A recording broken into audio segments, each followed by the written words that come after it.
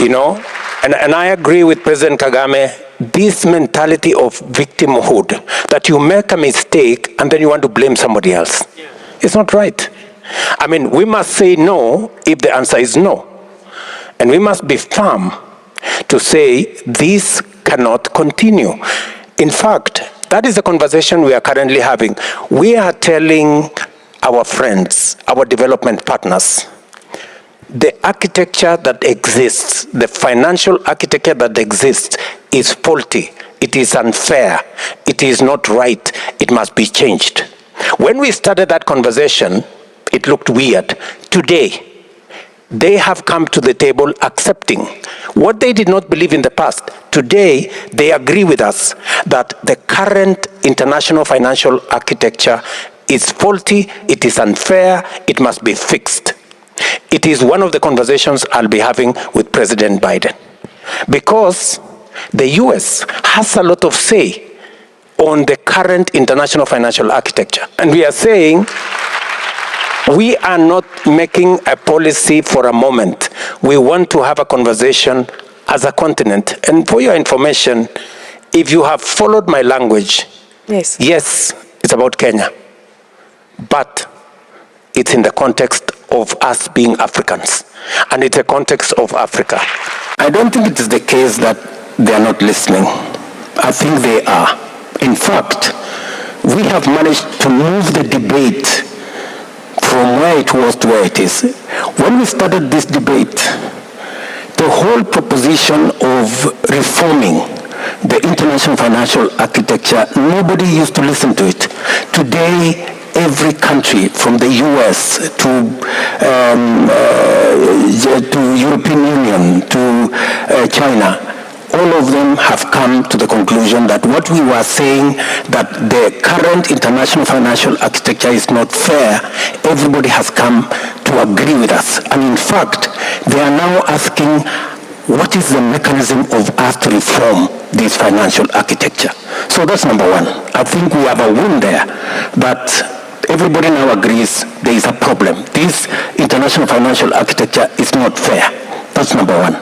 Number two, already there is a realization that what we have been saying, that we need more concessional resources, there is already a convergence of thoughts.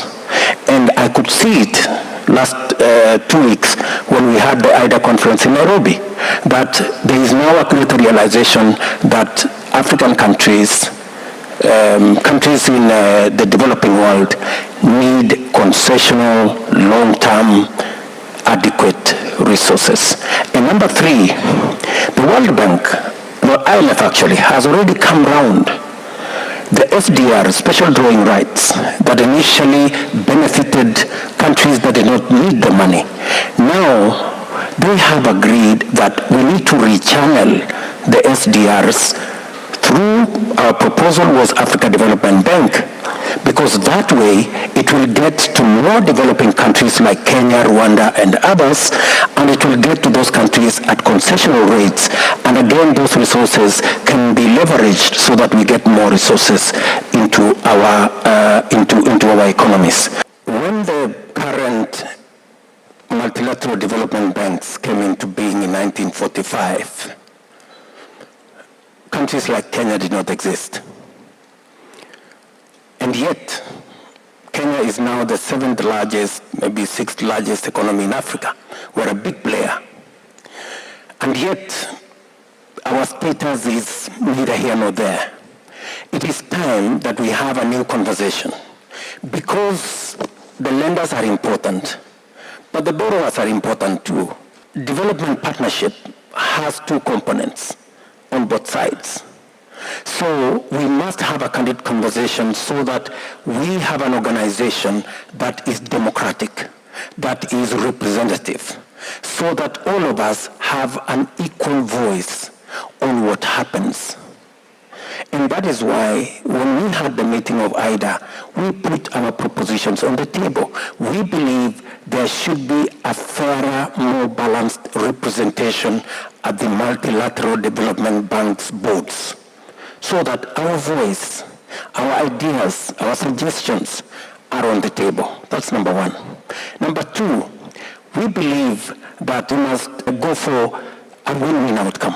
Where do we put more resources? Do we put more resources in expensive loans, or do we put more resources in concessional loans? Our proposal is that the concessional window of resources has many benefits. Number one, it is concessional. Number two, it is long-term. Number three, it is easy for it to be leveraged, private sector, to enhance those resources.